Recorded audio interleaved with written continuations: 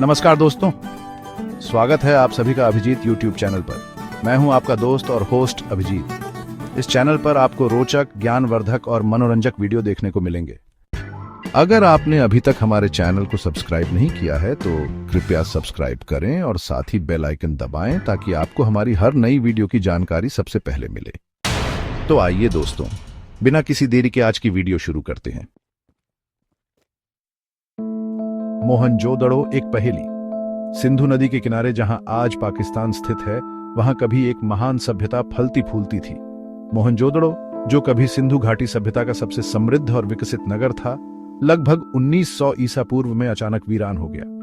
इसकी चौड़ी सड़कें, अन्न भंडार, विशाल स्नानागार और उन्नत जल निकासी व्यवस्था, यह सब बताते हैं कि यह कोई साधारण बस्ती नहीं थी। यह एक उन्नत सभ्यता का प्रतीक था जो अपने समय से कहीं आगे थी। लेकिन इतनी समृद्ध सभ्यता का अंत कैसे हुआ? यह सवाल सदियों से इतिहासकारों और पुरातत्वविदों को परेशान करता रहा है। मोहनजोदड़ो, जो कभी सिंधु घाटी सभ्यता का सबसे समृद्ध और विकसित नगर था, लगभग 1900 ईसा पूर्व में अचानक वीरान हो गया। इतनी समृद्ध सभ्यता का अंत कैसे हुआ? मोहनजोदड़ो के पतन के पीछे एक प्रमुख सिद्धांत आर्यों का आक्रमण है। यह प्राचीन शहर, जो सिंधु घाटी सभ्यता का एक महत्वपूर्ण केंद्र था, अचानक से वीरान हो गया था। यह सिद्धांत 20वीं सदी के शुरुआत में ब्रिटिश पुरातत्वविद मोर्टिमर व्हीलर ने प्रस्तावित किया था।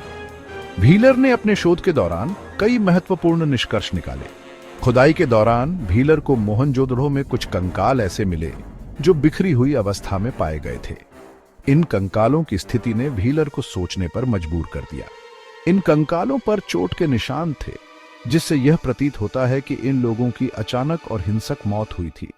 यह दृश्य किसी बड़े संघर्ष का संकेत देता है। व्हीलर ने यह अनुमान लगाया कि ये कंकाल उन लोगों के हो सकते हैं जो आर्य आक्रमणकारियों का शिकार हुए थे। यह एक महत्वपूर्ण निष्कर्ष था जिसने इतिहासकारों के बीच बहस को जन्म दिया। आर्य, जो मध्य एशिया से आए थे, घुड़सवारी और युद्ध कला में निपुण थे। उनके पास उन्नत हथियार और युद्ध तकनीकें थीं जो उन्हें एक शक्तिशाली आक्रमणकारी बनाती थी। व्हीलर के अनुसार आर्यों ने मोहनजोदड़ो पर आक्रमण किया, यहाँ के निवासियों का कत्लेआम किया और शहर को तहस नहस कर दिया। यह आक्रमण इतना विनाशकारी था कि शहर कभी पुनः बस नहीं पाया। हालांकि यह सिद्धांत विवादों से घिरा हुआ है। कई विद्वानों का मानना है कि व्हीलर के निष्कर्षों में कई खामियां हैं। कई इतिहासकारों का तर्क है कि व्हीलर ने अपने दावों के समर्थन में पर्याप्त सबूत नहीं दिए। उनके अनुसार व्हीलर के सिद्धांत में कई सवाल अनुत्तरित रह जाते हैं। कंकालों पर मिले चोट के निशान किसी और कारण से भी हो सकते हैं, जैसे कि प्राकृतिक आपदा या बीमारी। यह भी संभव है कि मोहनजोदड़ो का पतन कई कारकों का परिणाम हो। मोहनजोदड़ो के पतन के लिए एक और संभावित कारण जलवायु परिवर्तन है। यह प्राचीन सभ्यता, जो कभी अपने समय की सबसे उन्नत और समृद्ध सभ्यताओं में से एक थी, जलवायु परिवर्तन के कारण गंभीर संकट में आ गई। सिंधु घाटी सभ्यता मुख्य रूप से सिंधु और उसकी सहायक नदियों पर निर्भर थी। इन नदियों ने इस क्षेत्र को जीवनदायिनी जल की आपूर्ति की, जिससे कृषि और व्यापार फल फूल सके।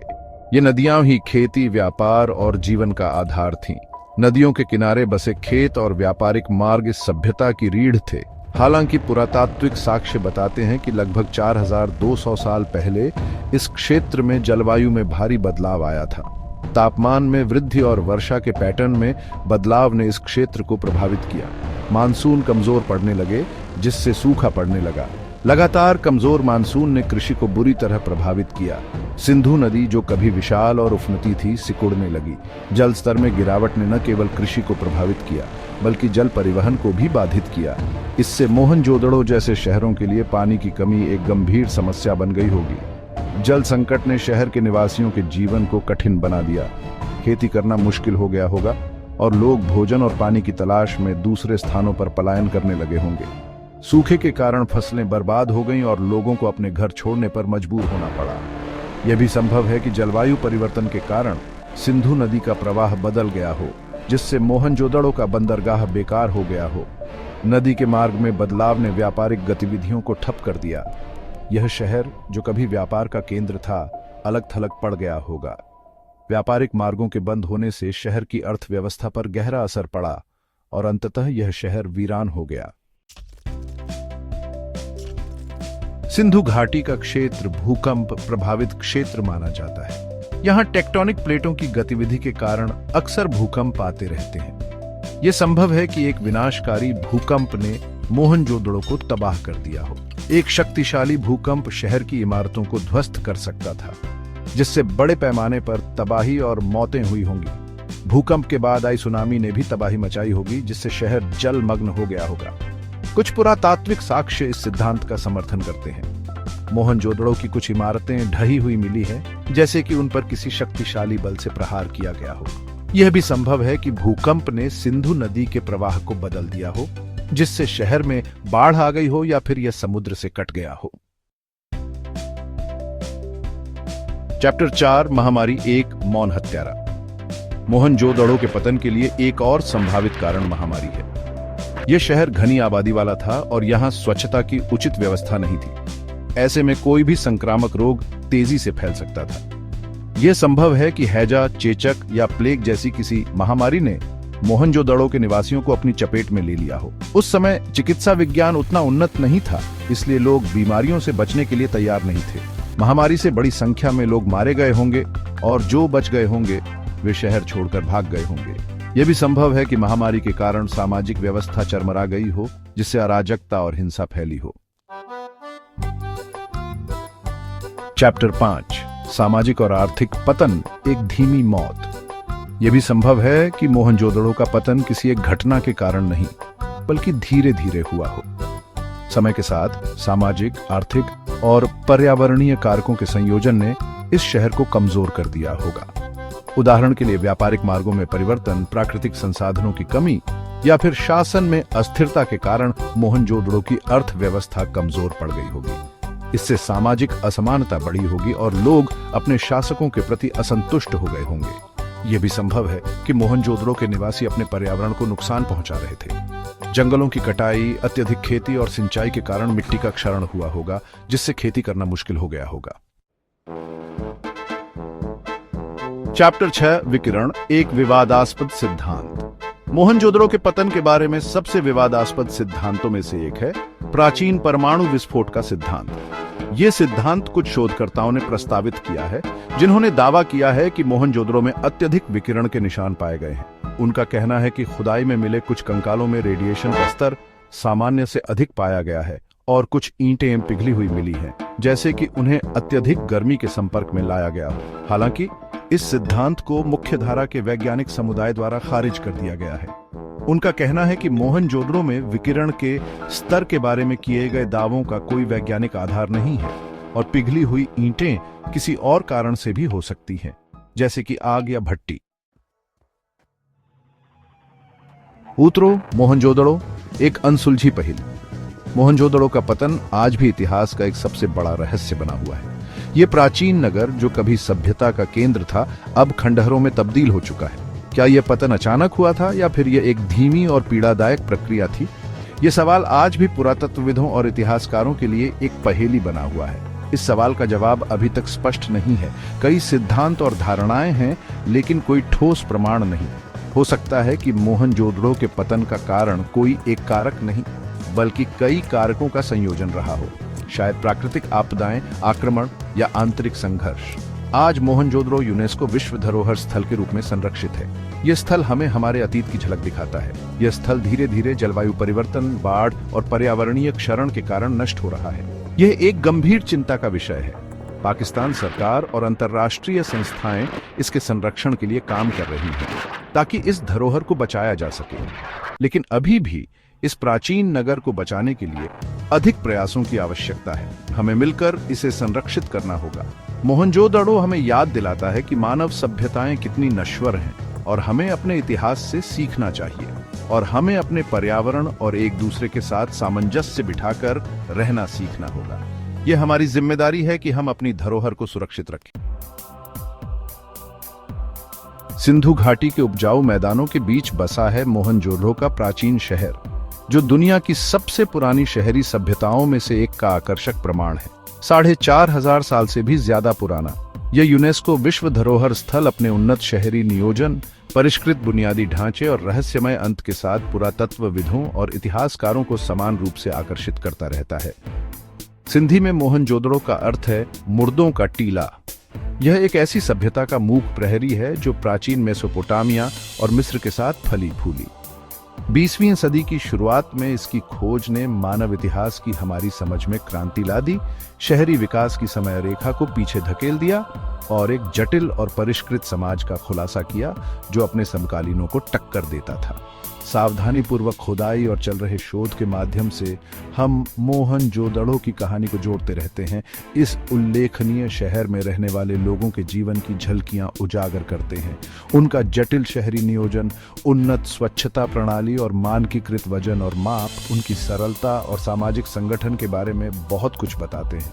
यह निबंध मोहनजोदड़ो की मनोरम दुनिया में तल्लीन करता है, इसकी खोज, इसकी स्थापत्य उपलब्धियों, इसकी जीवंत संस्कृति और इसके पतन के आसपास के स्थायी रहस्यों की खोज करता है। इस प्राचीन महानगर के रहस्यों और मानव इतिहास की हमारी समझ को आकार देने में इसके महत्व को जानने के लिए समय में वापस यात्रा करते हुए हमारे साथ जुड़ें।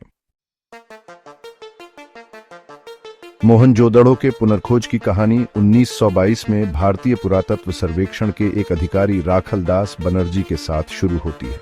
आज के सिंध, पाकिस्तान के लरकाना जिले में प्राचीन टीलों की खबरों से उत्सुक होकर बनर्जी ने एक ऐसे अभियान की शुरुआत की जो हमेशा के लिए अतीत के बारे में हमारी धारणा को बदल देगा।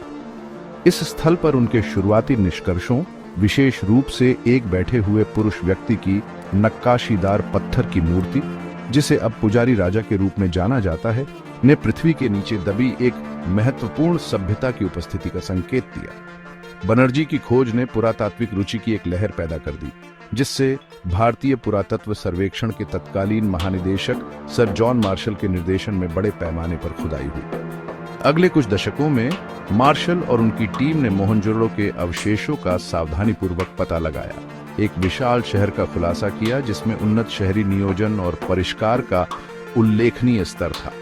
उनके प्रयासों ने एक ग्रिड जैसी सड़क प्रणाली, मानकीकृत ईंट आकार, जटिल जल निकासी प्रणाली और सार्वजनिक संरचनाओं जैसे कि विशाल स्नानागार और अन्न भंडार का अनावरण किया, जो एक उच्च संगठित और तकनीकी रूप से उन्नत समाज की एक विशद तस्वीर पेश करता है। मोहनजोदड़ो में खुदाई ने दक्षिण एशियाई पुरातत्व में एक महत्वपूर्ण मोड़ दिया, एक परिष्कृत शहरी सभ्यता की उपस्थिति को स्थापित किया जो पहले की मान्यता से पहले की थी। इन खोजों ने मौजूदा ऐतिहासिक आख्यानों को चुनौती दी और प्राचीन दुनिया में शहरी जीवन के विकास में अमूल्य अंतर्दृष्टि प्रदान की। मोहनजोदड़ो के सबसे खास पहलुओं में से एक इसका असाधारण शहरी नियोजन है, जो इसके निवासियों के उन्नत इंजीनियरिंग और संगठनात्मक कौशल का प्रमाण है। शहर को एक ग्रिड प्रणाली पर बनाया गया था, जिसमें सड़कें समकोण पर एक दूसरे को काटती थीं और शहर को आयताकार ब्लॉकों में विभाजित करती थीं। यह सावधानीपूर्वक योजना सड़कों की लगातार चौड़ाई और निर्माण में उपयोग की जाने वाली ईंटों के मानकीकृत आयामों में स्पष्ट है। इस ग्रिड जैसे लेआउट ने न केवल शहर के भीतर कुशल आवाजाही को सुगम बनाया, बल्कि प्रभावी जल निकासी और स्वच्छता भी सुनिश्चित की। सड़कों पर नालियां बनाई गई थीं, जिन्हें अक्सर ईंटों या पत्थर के स्लैब से ढका जाता था और एक परिष्कृत सीवेज सिस्टम से जोड़ा जाता था, जो अपशिष्ट जल को आवासीय क्षेत्रों से दूर ले जाता था। घर आकार और जटिलता में भिन्न थे, जो एक पदानुक्रमित सामाजिक संरचना का सुझाव देते हैं। कुछ आवास मामूली एक मंजिला संरचनाएं थीं, जबकि अन्य आंगन, कुएं और यहां तक कि निजी स्नान घर वाले विस्तृत बहुमंजिला घर थे। ऐसी सुविधाओं की उपस्थिति आबादी के कम से कम एक हिस्से के लिए जीवन स्तर के उच्च स्तर का सुझाव देती है। मोहनजोदड़ो का सावधानीपूर्वक शहरी नियोजन न केवल इसके निर्माताओं के तकनीकी कौशल को दर्शाता है, बल्कि स्वच्छता, व्यवस्था और नागरिक संगठन के प्रति उनकी प्रतिबद्धता को भी दर्शाता है। यह प्रारंभिक शहरी विकास के एक उल्लेखनीय उदाहरण और सिंधु घाटी सभ्यता की सरलता के प्रमाण के रूप में खड़ा है। मोहनजोदड़ो की सावधानीपूर्वक नियोजित सड़कों और आवासीय क्षेत्रों के बीच कई प्रभावशाली सार्वजनिक संरचनाएं हैं, जो इसके निवासियों के नागरिक और धार्मिक जीवन में अंतर्दृष्टि प्रदान करती हैं। इनमें से विशाल स्नानागार और अन्न भंडार विशेष रूप से उल्लेखनीय हैं, जो इस प्राचीन सभ्यता की स्थापत्य सरलता और सामाजिक प्राथमिकताओं को प्रदर्शित करते हैं।